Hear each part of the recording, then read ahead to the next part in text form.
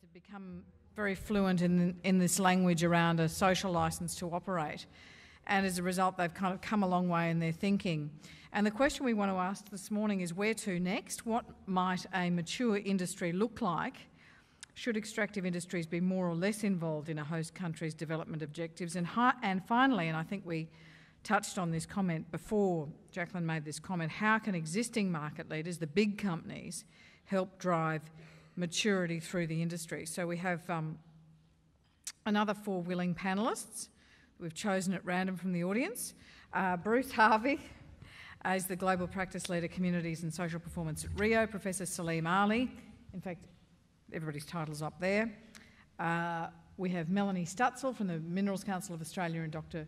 Bernadette Whitelam from Cardno. And so, Bruce, I wanted to start with you if I can, and I thought we might debate what I've called in my mind your theory of relativity, not to make it sound too highfalutin. You've written this paper called Resource Companies Should Not Attempt to be Development Agencies.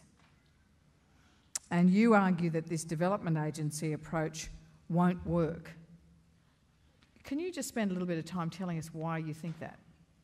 Yeah, sure.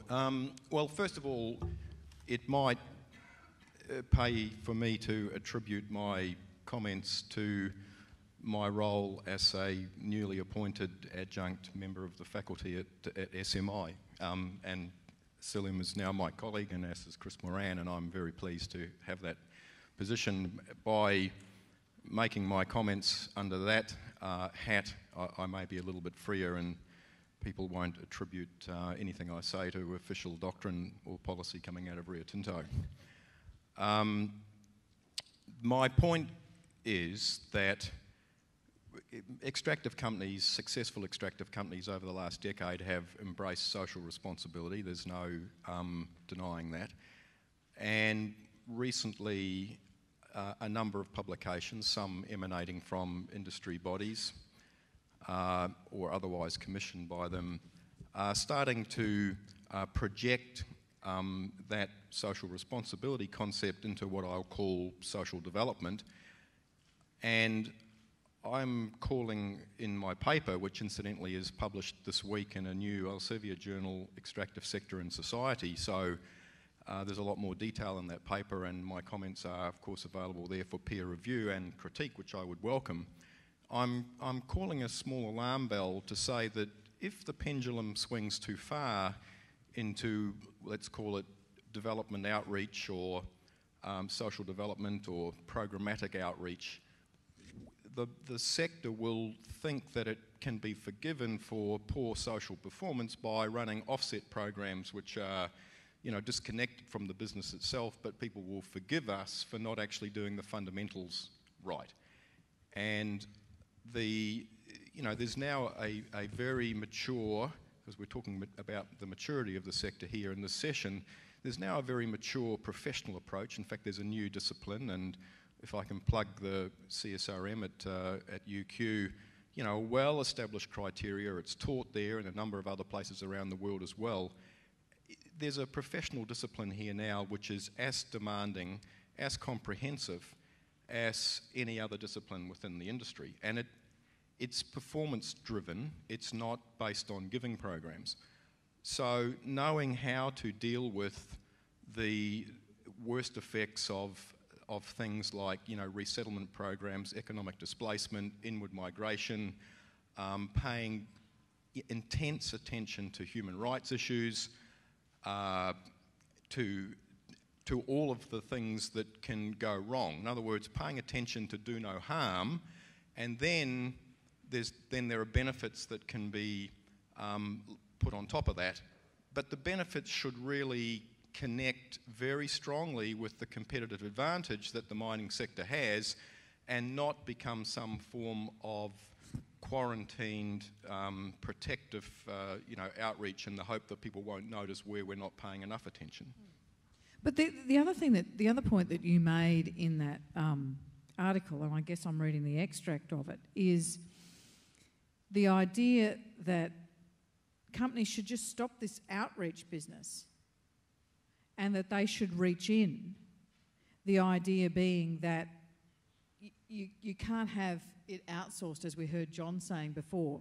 He was sort of making light of, it used to be that the person that you got to do the social outreach was the person whose redundancy you couldn't afford to pay, who was the least useful member of the organisation. But you're saying more than that. Not only should that person be effective, but you want to remake the organisation. You're saying you can't remake the world, but you can remake yourself. Do I have you right? Yes, you do. Absolutely. A social performance approach needs to be based on a whole-of-site comprehension of what our role in a local region is. And, let's face it, mining technocrats, for the most part, are insular, introverted. They would prefer not to actually have anything to do with host society and communities people. So it starts to sound like a personal growth program. Well, in many ways it is. And what is needed beyond compliance programs, and compliance programs and audits and everything are in place now, and there are very effective tools, and that one of them was mentioned this morning by John, the Anglo-American tool, which I think is very, very good. But if there's no comprehension, it just becomes an exercise in box ticking. So the biggest need, I believe, is that at site level, all contractors, all employees need to go through what I would call a local induction program, and I'm deliberately not calling it cultural induction because people think, oh well, that's to do with the mythological and spiritual, and I'm actually talking about fundamental behaviours here, right?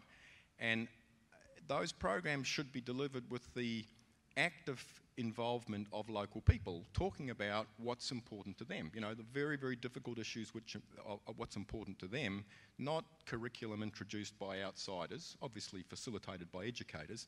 And in that way, people in every department in the business understand what their role in interfacing with the community is. So the security people, for instance, instead of becoming, locked down military people who rely upon chainmail fencing and Alsatian dogs, have an outreach program very much the way that, for instance, and I hesitate to use the analogy, but the military, successful military operations now now depend upon a behavioural approach, rather than one of strict militancy. So that's just an example.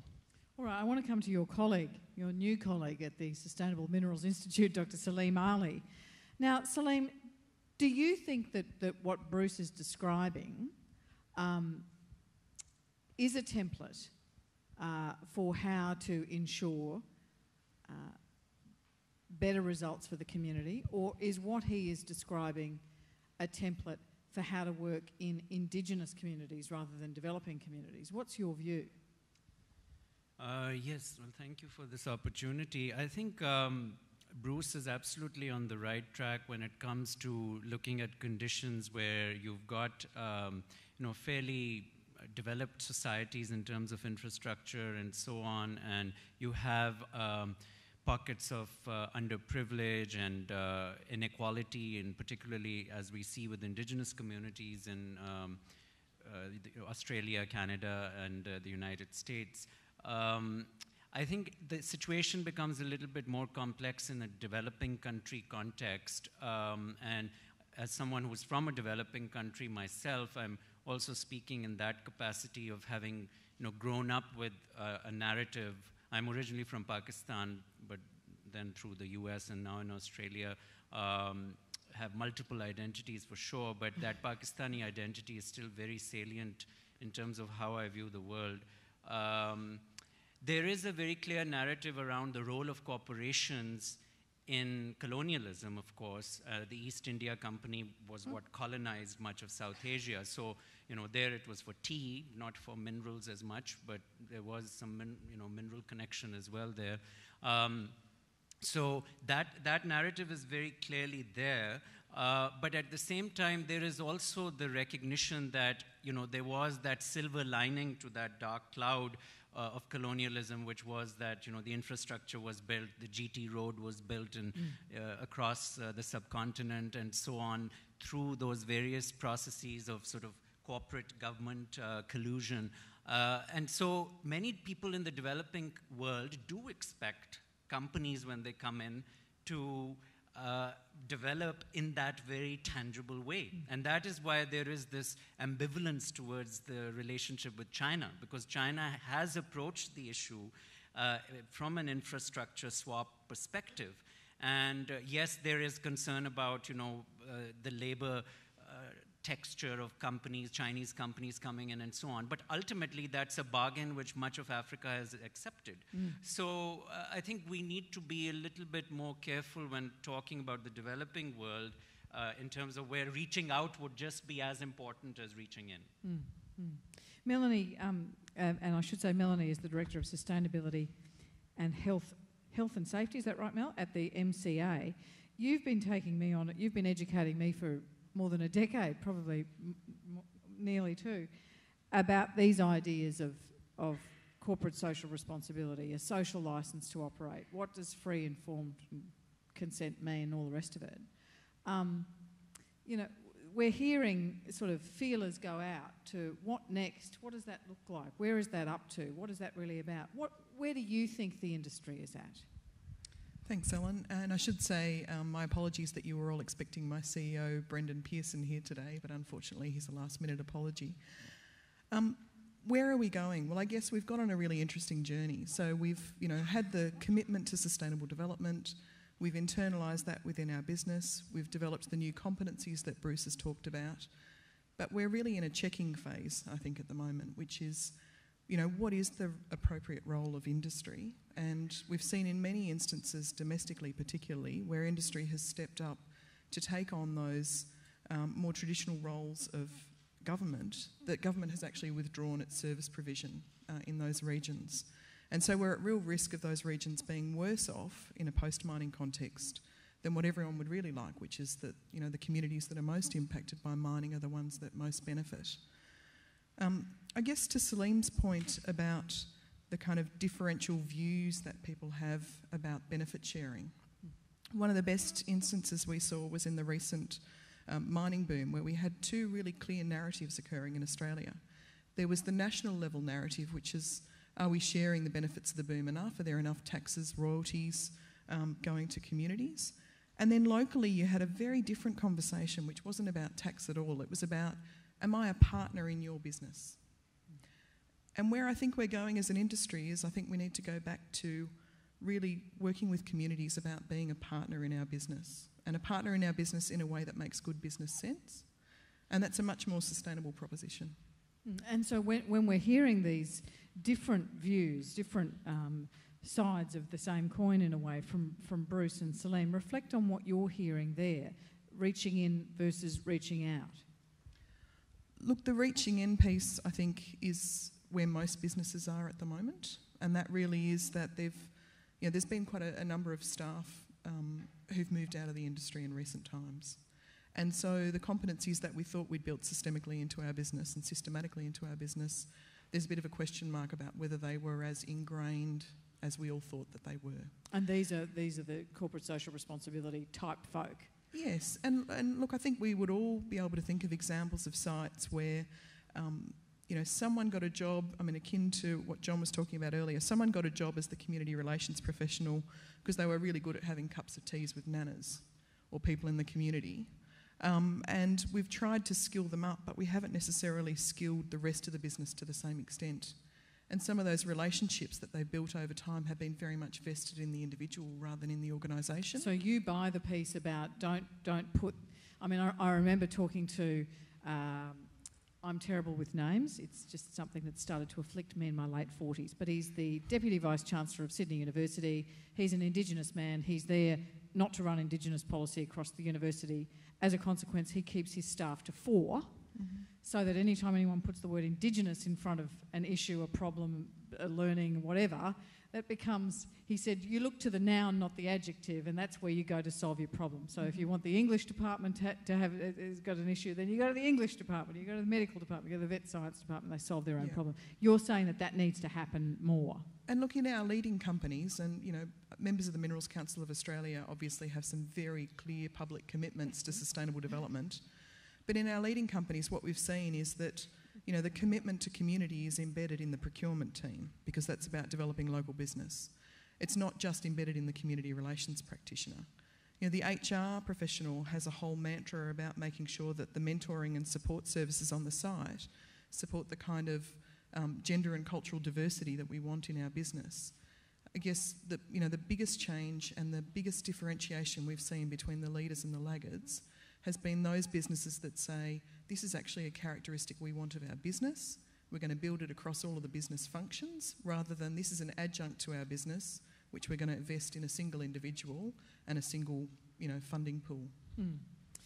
Bernadette, I'm sure your head's jumping with things to say, and I've said to all my panellists, I don't do media training, but I will give you this one piece of advice. Just because a journalist asks a question doesn't mean you have to answer that question.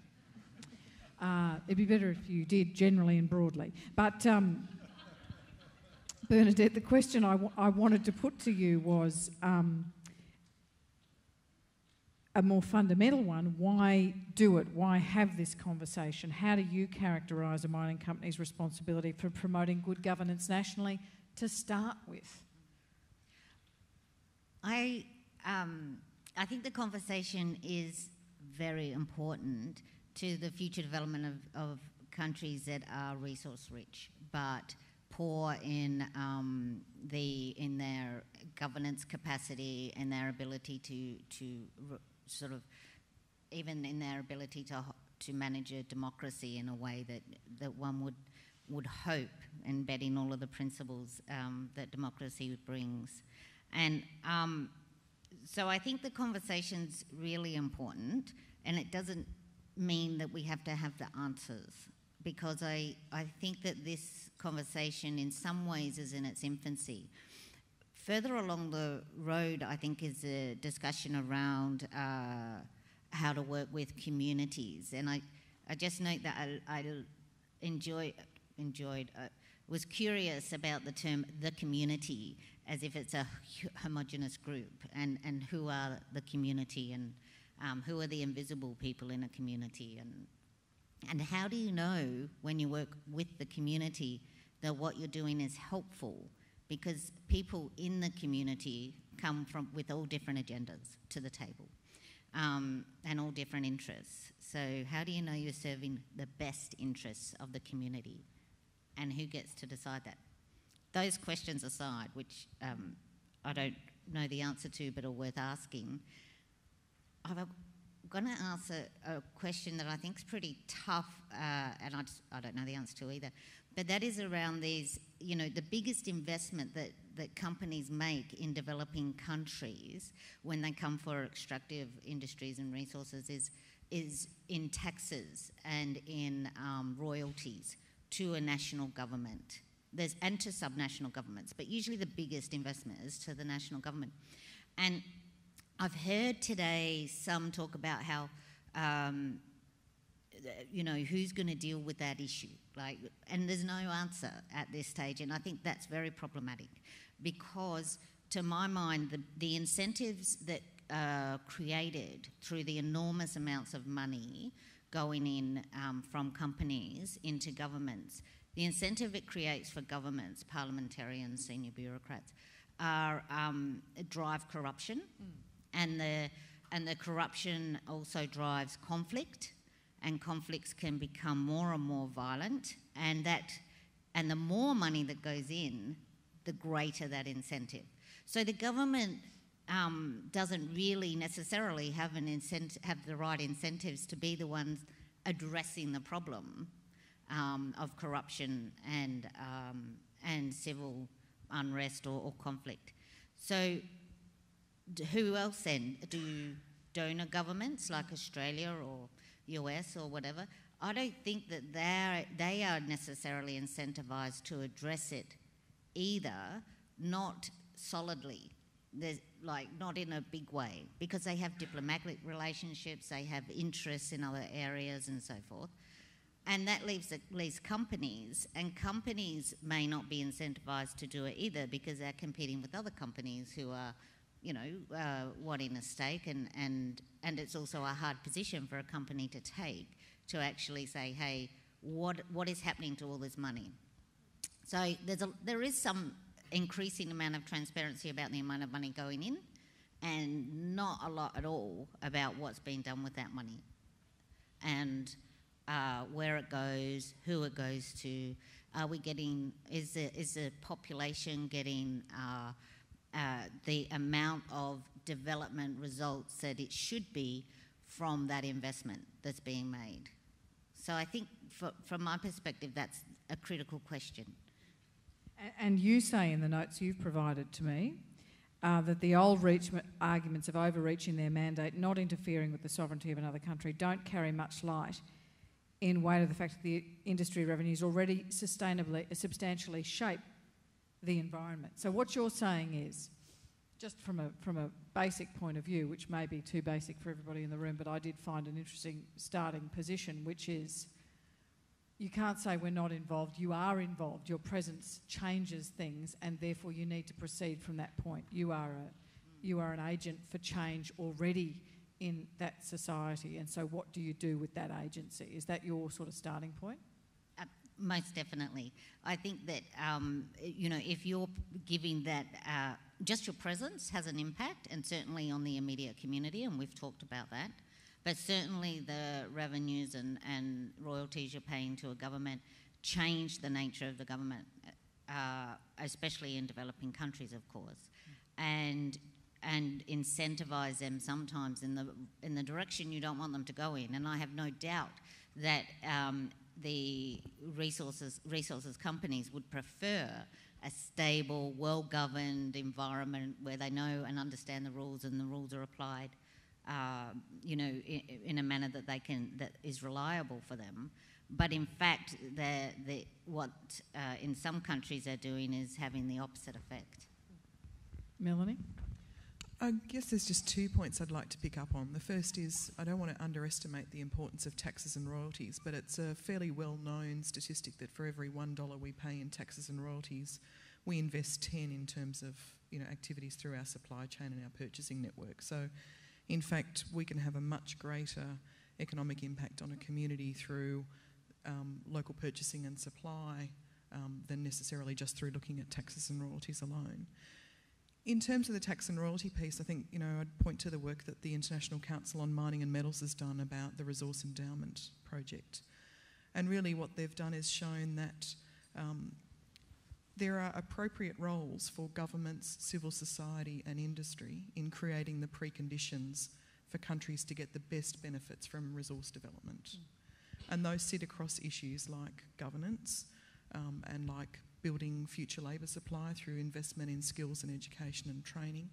And it provides some very clear pointers, and I guess one of them is to industry, and that is that it says basically that, yes, companies, you have leverage and influence, but you don't have control. And so it's very important for people to not expect that mining companies go in and actually fundamentally change governments. We change the environments within which governments operate.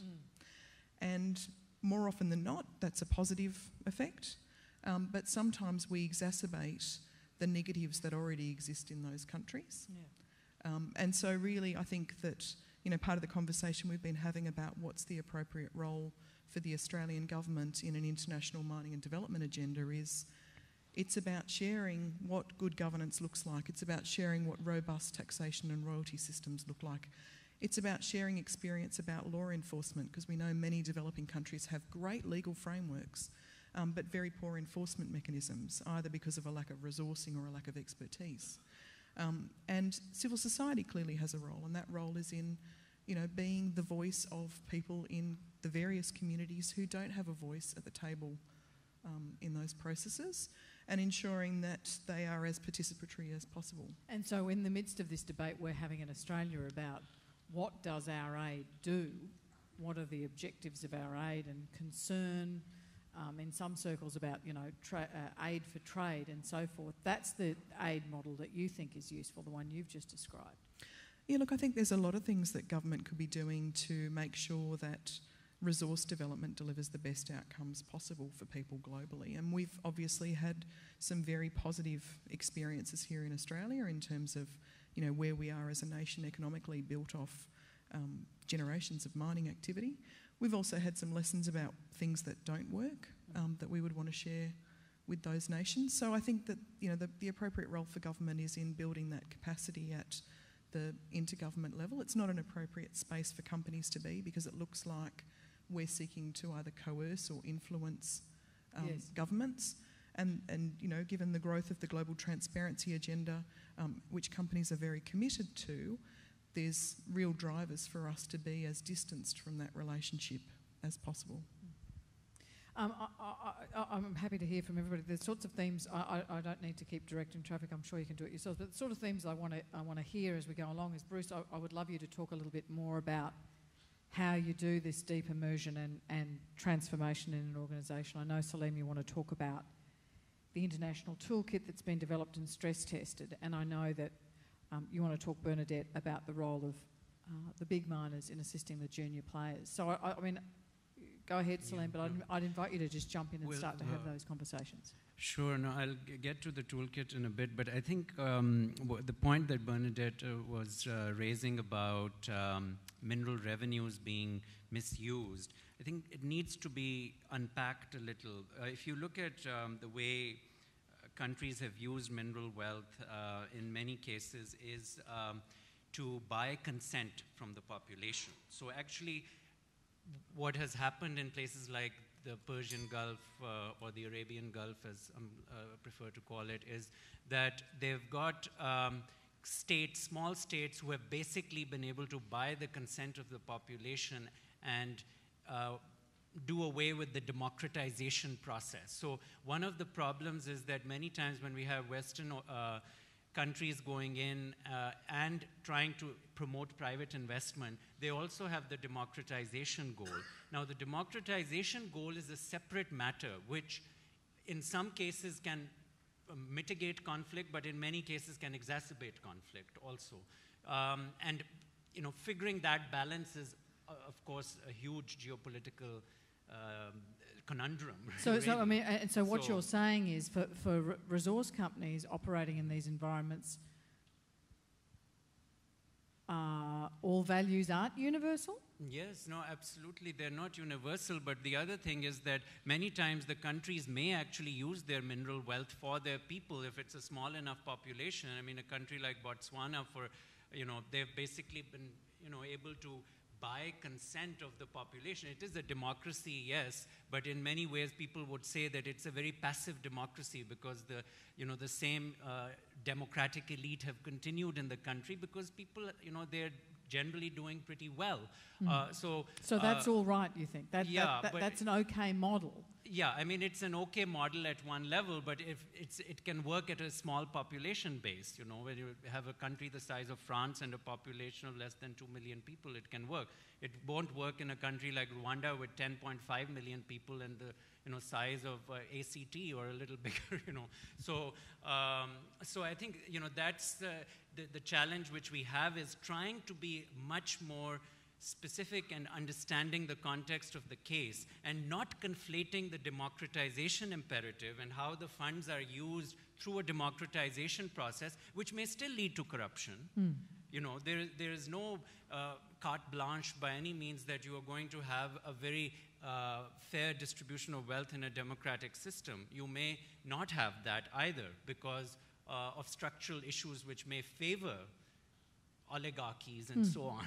So now you're the CEO of a resource company and you're standing on this raft of trying to understand what you guys are doing. And the raft is moving now. The raft is rocking around, and you're telling me that I shouldn't bring my best principles and my best efforts for whatever the bottom line is, because it might have the opposite effect of the one I'm trying to have. Don't try and push for democracy in some contexts because it'll blow up in your face. Perhaps I can take that up if I may. I think Salim and certainly I would agree that there are fundamental human rights and universal rights that cannot be compromised. There's no question about that. So better to call them objectives. Well, let's call them rights because that's the language of the international community, and it's our role to actually totally defend those rights. So people will come to me in the process of a community agreement making and go, you have to respect and respond to my rights. And I will say, absolutely, brother, I'm standing here alongside you. I will defend your rights until, hell freezes over. Now, beyond your rights, what are your interests? What are the areas that we can work in together to actually bring about sustainable change? So there are fundamental, universal rights that we do adhere to, and we are in fact the champions of in some very difficult geographies. But there's also a thing called the fabric of social norms, and most people's lives are lived not according to law or rights. Most people's lives are governed on a minute-by-minute, hour-by-hour basis on social norms. The fact that you're all sitting there now quietly, is a social norm, right? There's no law that says that in a conference you've all got to shut up and listen to me. There's no law that tells you how to get in and out of an elevator, right? But, there's a whole bunch of social norms. So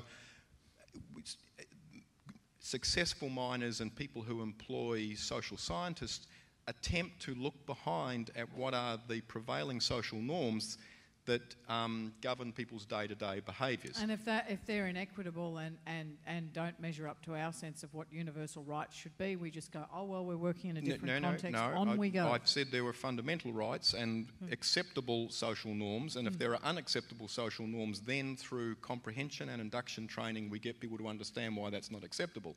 And, when I'm talking about local induction training, by the way, I'm not talking about expats. Expats by and large behave way better than nationals in emerging economies. You go into emerging economies and there are not the comprehensive understandings of what is acceptable and not acceptable behaviour in an international context. So, we employ largely well-educated, urban, English-speaking parvenu, if I can put it that way. They can treat their fellow men and women and from other tribal groups in particular dreadfully. Right? So our job is to actually run induction programs that say, no, that's not the way we behave in a rural and remote setting. You are privileged, you are an elite, but now there's a different way of working in this organisation. And so once you've done this deep induction, keeping in mind that, the end goal when you fill in the hole in the ground or whatever the end looks like, is that you're trying to leave a society that has had the benefits of mining. You're trying to leave a postcode with the benefits of it, and you're trying to leave a national government with it. Where's the line between this deep induction you've done with your people as a bedrock and then building to that? How do you see that? Where change is happening rapidly, and change always happens rapidly where there's a point source of wealth, and resource development projects are point sources of wealth. So you have massive influx, you have generally elevated levels of natural population increase. To do nothing serves nobody any purpose because the resource base can no longer actually deal with these rapidly changing social circumstances.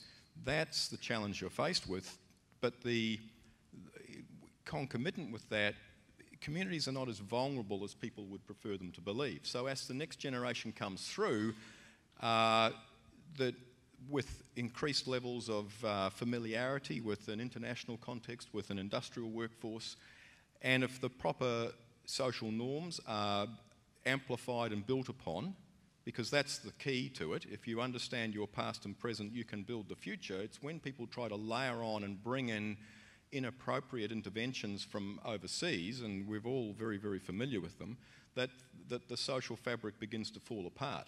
So we don't have to solve the problem of closure, providing we get the fundamentals right. And of course, if you're in a major, long-lived mining development that can last generations, who on earth knows what the final conditions are going to be like? So you can, focus on the skills and the building of a broad-based economy now in a heuristic optimism that the next generation and the one after that will actually get it right, as in fact humanity has for all of its history. Yeah. So to just sort of give a more panoramic view of this, we have two sort of competing global trends. On the one hand, we have a global trend towards harmonization of norms around like business and human rights, so like women's rights issues, rights of children, indigenous people. We have emerging global norms on those, and countries are coming to consensus on that. But on the other hand, we also have this competing trend of fracturing, of countries splitting apart, or communities splitting apart because of ethnicity or religion, or, you know, we've seen the creation of 6 new countries within the last 5 years. So you have, on the one hand, you have the homogenization of some norms, on the other hand, you have fracturing. And so finding for, you know, mining companies or other private investors going into this kind of a situation, you have to be able to calibrate your strategy accordingly. And so definitely those global norms are going to be there, and we must adhere to them, and companies must be held to account to them as well, just as much as countries should be held to account to them. But at the same time, the specificity with which each case has to be approached, that is becoming much more accentuated. It goes back to, you know, the Maastricht Treaty, when the European Union was more or less established in terms of legal purposes, and it dealt with this notion of subsidiarity. And, you know, it's essentially that same notion which we have to also operationalize in terms of how we work through this. I just want to go back to something Bruce was talking about, which I found really interesting, and I would like to pick up on, which is you talked about the importance of not importing models from other countries into a country and thinking that's a good thing. And I can, you know, the big miners and Rio Tinto and others, you know, other Australian large companies are actually leaders in the world in some of this, in how to work with communities. But there's a lot of mid-cap miners in particular who don't do that, and with all the best intentions, or not, but often with all the best intentions, actually go in and try to do these social development programs that end up causing more harm than good. And I'm really wanting to, I guess, get your views on, am I allowed to ask other panel members a question? There are no rules. On how we address that, how those companies that have actually, you know, really invested in and met that challenge and really developed much more nuanced approaches can help the companies that haven't yet got there. Yeah, it's an interesting question, and it's been going on for a long time, that the majors can afford to do this, but that the juniors and the mid-caps cannot. And I just don't buy into it, because I'm actually talking about behaviours, and anyone can adjust their behaviour. And in fact, my experience is that host communities are quite forgiving of the circumstance of less well-endowed companies coming in. I mean, as a point of example, for instance, the most important thing that people usually want is to talk to the boss. Well, I'm sorry, you're not going to get to talk to Sam Walsh. You know, I mean, it's just very rare that he can get to every one of the communities that are associated with the Rio Tinto operation. However, if you're a junior or a mid-cap, it's absolutely the job of the boss to spend time with that community. Furthermore, you can make decisions under the tree, on the spot. You can keep, you know, you could be held to account. You are the CEO. You are dealing with people who, in effect, think of themselves as CEOs, and in fact they are. If you're the mayor of a small town, you're a CEO. If you're a farmer in Australia, you're your own CEO. So you don't want to be dealing with people who have been given some instructions to go out there and mollify the public. You want to be dealing with decision makers. You want to be dealing with operational and executive decision makers. So I actually believe that given the right approach and the right preparation and enculturation, the juniors and the mid-caps can go about it completely the wrong way. The fact that they have been engaging in inappropriate social development outreach programs is a result of poor advice.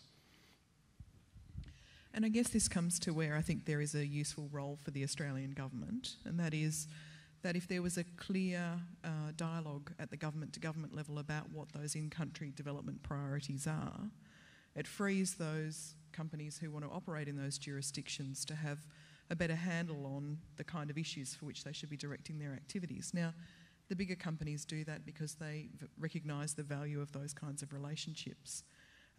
Some of the smaller and mid companies, and I'd say they're not a homogenous group by any stretch at all, but some smaller companies fear that they don't have the appropriate resources to have that kind of conversation. Now, to Bruce's point, they absolutely do, because they've got a CEO who should be having that. But the Australian government could usefully play a role in helping to identify those things that are national priorities and regional priorities, and then companies can actually align their activities more closely to those when they're seeking to do development partnerships? I find it interesting,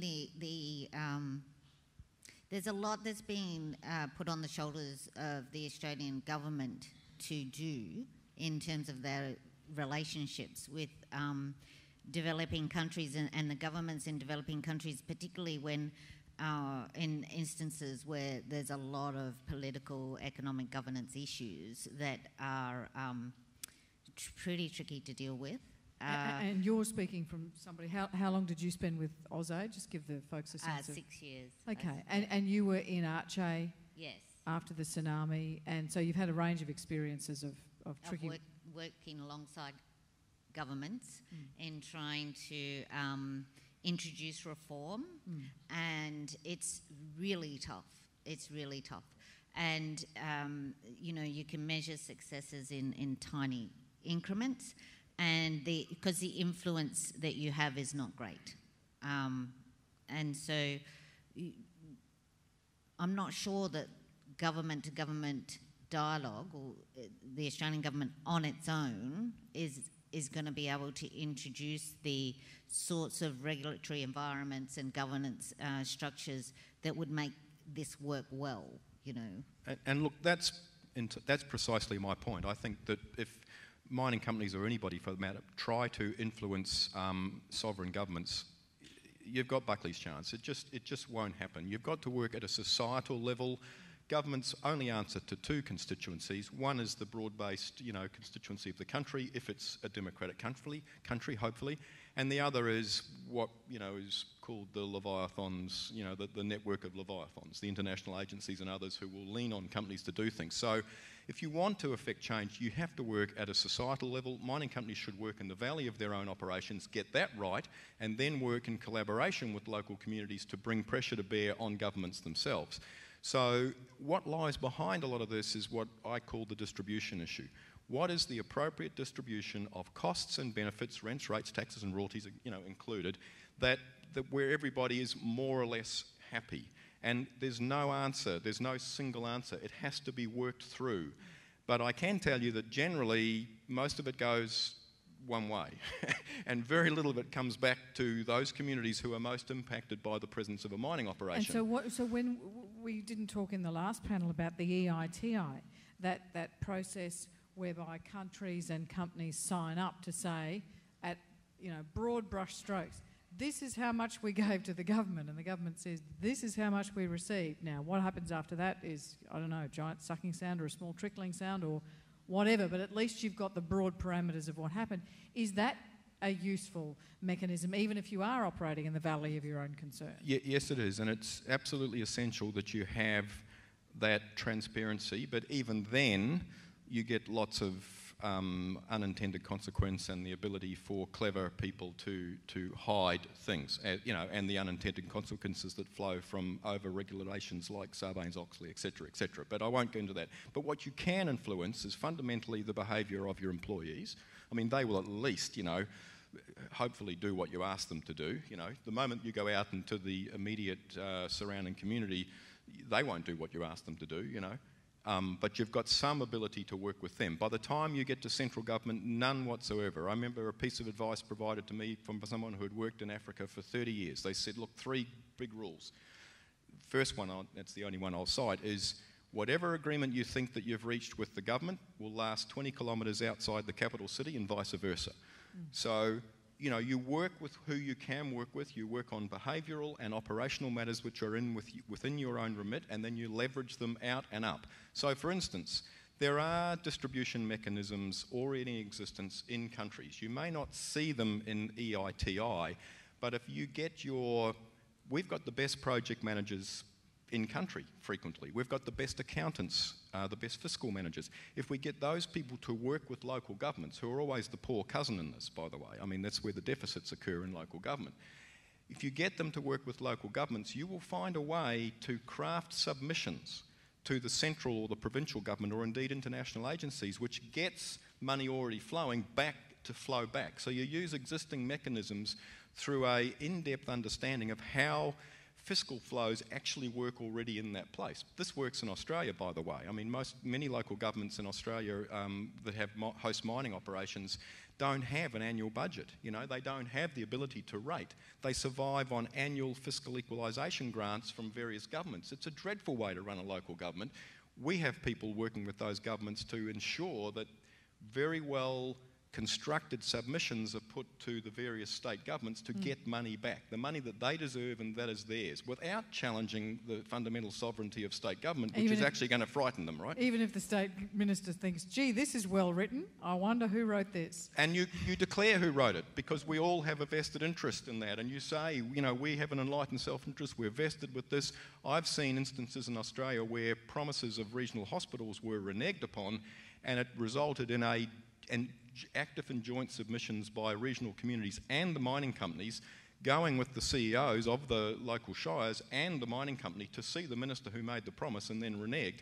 And, you know, guess what? We got the hospital, right? So it's that coalition of interests that will, with an understanding of existing mechanisms, which are not necessarily out in the open, but should be, that's how you can reverse the fiscal tide. And Salim, you know, the talk is that mid-cap miners, you just empower people, you induct them, you pour in some goodwill and good sense, and there's your best chance.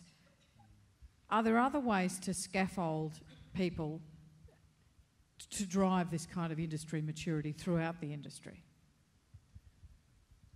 Well, I mean, I think in terms of social innovation, we should be trying to promote ideas in terms of where we are operating. That should be the first part, is just creativity in terms of how to develop indigenous business enterprises, and that facilitation role which companies can play is very important, as well as government can play that role of facilitating innovation. And you know, you have organizations like Enterprise Connect in Australia who are represented here, you know, which play that important role, and if enabled further could do more, I think, as well. But when it comes to you're going back to your earlier question about transparency and how that could facilitate, you know, this kind of trajectory or more efficient trajectory towards development, I would say it may be a necessary condition, but it's certainly not a sufficient condition to have transparency and getting the kind of goals that you want.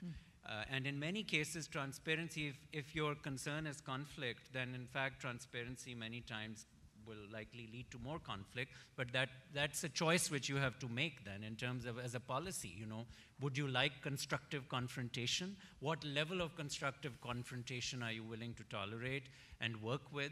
So you know, those kinds of issues companies have to be willing to understand as well. You know, and Shell in Nigeria might make a decision about how they're going to operate in Port Harcourt because there is a certain level of conflict and confrontation which they are able to tolerate and one which they're not. How do we calibrate that with regard to the rest of the national policy? Was it, I mean, I think if you were to ask as an example of Shell, going back 30 years when, you know, they had an opportunity, could they have influenced the government to say, look, you don't really have a good national identity. Nigeria as a country does not have a strong national identity, so investing the money to build a new capital in Abuja, whereas not investing to develop the place where the oil is actually being extracted was a bad idea. And probably Shell did have the bargaining power then a little bit to do it. Now they don't have that bargaining power, and, you know, water is under the bridge. And so, you know, so understanding those dynamics is very important as well. And there's no doubt that company executives do have a certain level of bargaining power at certain stages. At other stages, they are not able to do anything further. I just want to go back, Ellen, to your point about how do you bring along those, you know, companies that aren't necessarily at the leading edge. And I guess, you know, in my mind, there's two clear constituencies. There's the constituency that are not leading because they lack capability or capacity. And so for them, it's about, you know, the leading companies, and they do it through organisations like the MCA, sharing their practice with their peers and helping them to more rapidly make that transition to, you know, improved performance. They share tools that they've developed, you know, they share expertise. And we know that the industry shares personnel in a way that, you know, people cycle through various companies in the industry with, you know, quite regularity. So those companies, I think, you know, are not our concern really, that with a bit of help and a bit of assistance, they're heading in the right direction. The other are those that, for some reason, have decided that they don't need to operate by those standards. And so it's not something that the industry can do to bring them along. That's where you rely on, you know, a very strong platform of regulation to set that minimum floor underperformance. You rely on the investment community to articulate what those global norms are around, you know, respect for rights and how they should be handled in the way in which you do business.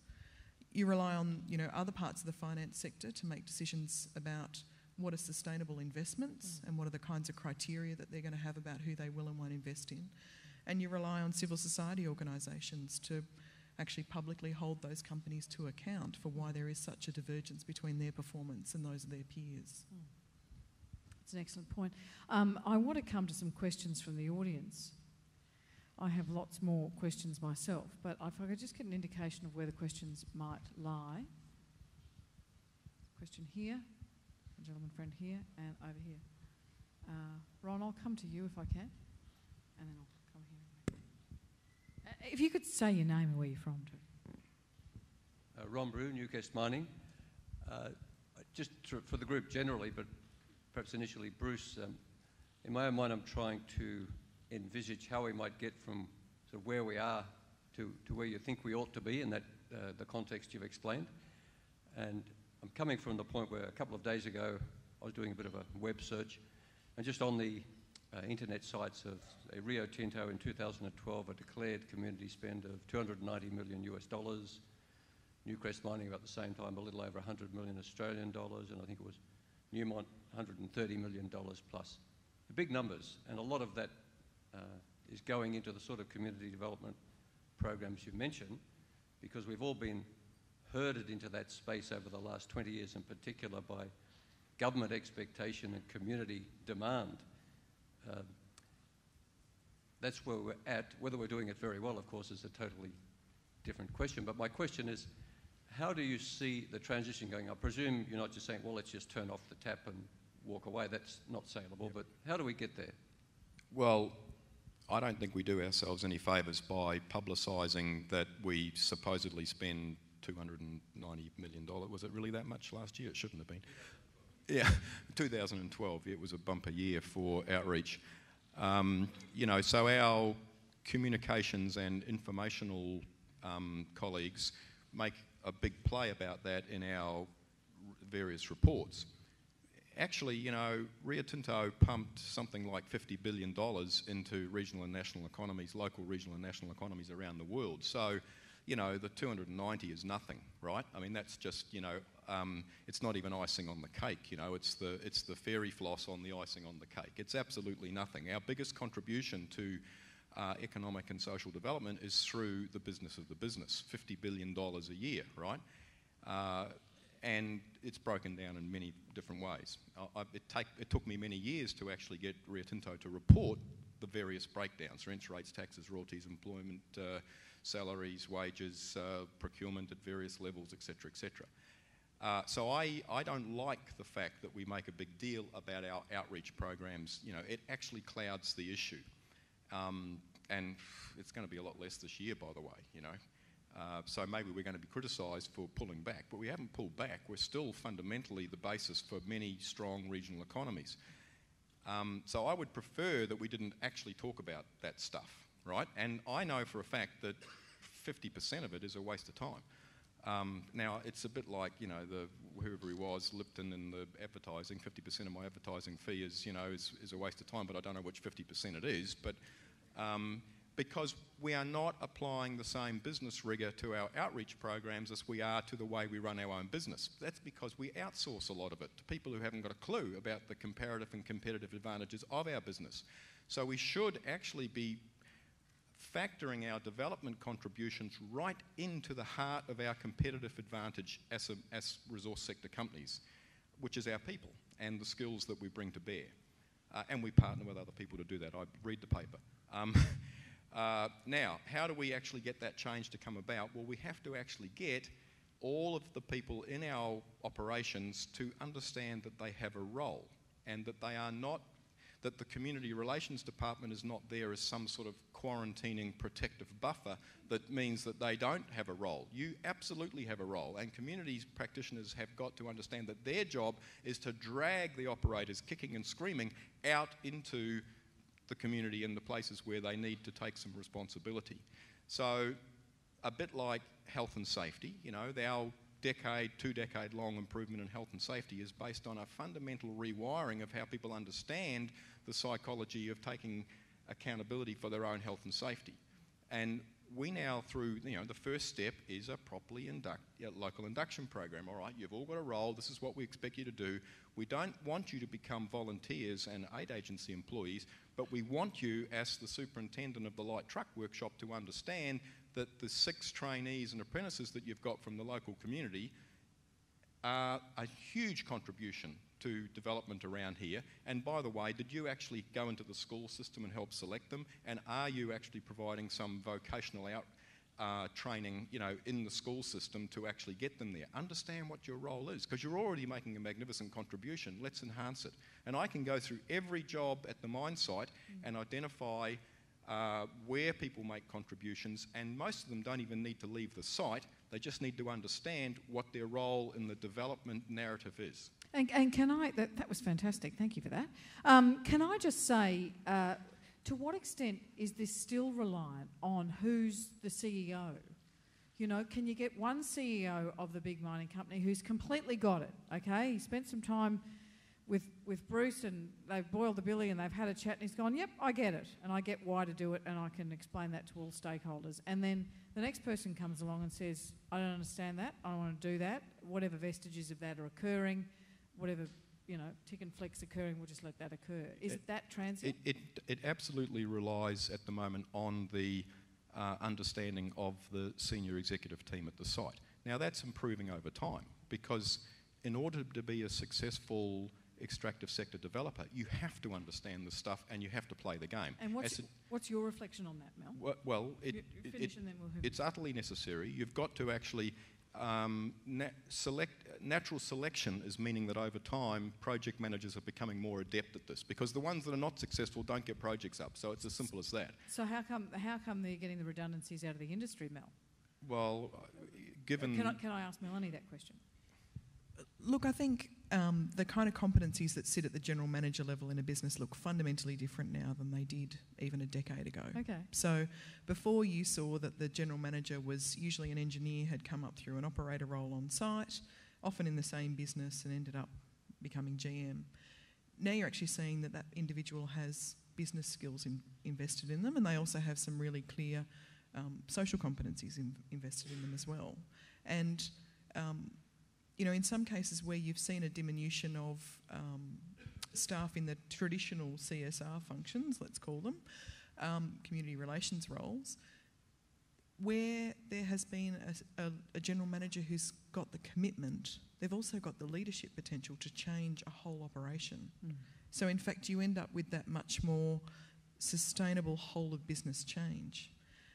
The concern comes though where you don't have that commitment and leadership within a business, and you potentially strip out some of the, you know, capabilities, that there's a fundamental gap. And the journalist in me wants to get you to nominate where that happens, but I won't.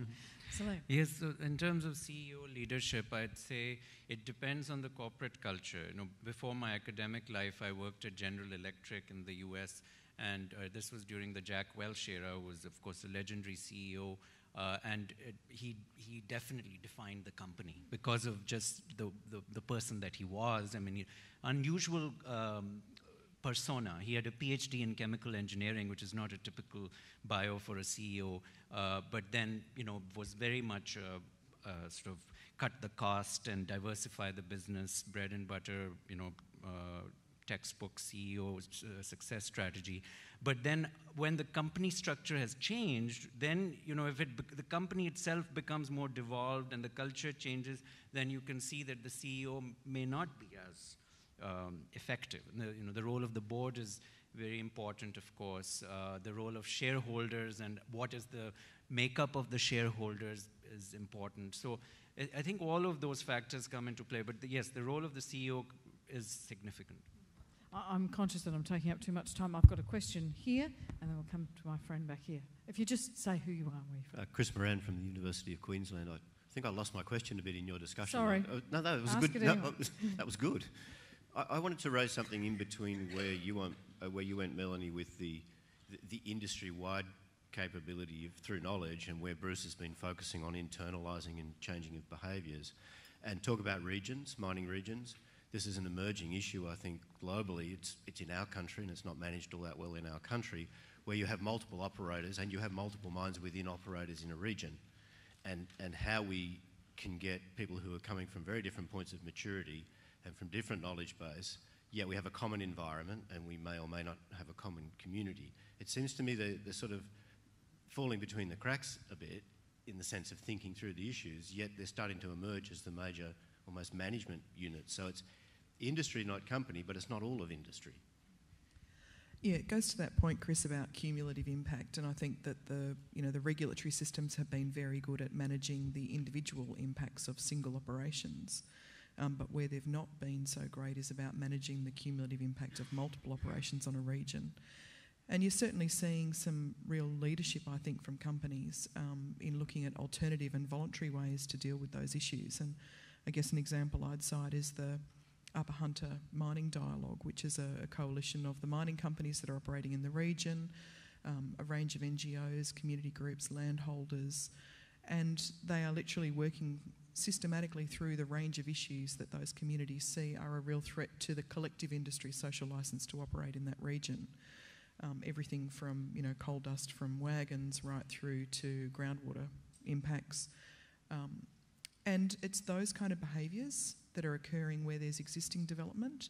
And I guess another example I'd cite is the work that was being done around potential port development at Abbott Point, and you saw companies get together very early on in the piece and try and work collaboratively on a strategic environmental assessment of the region to look at what would the sum total of their impact be and how could that be managed in a way that would enable companies to progressively get the kind of approvals that they needed.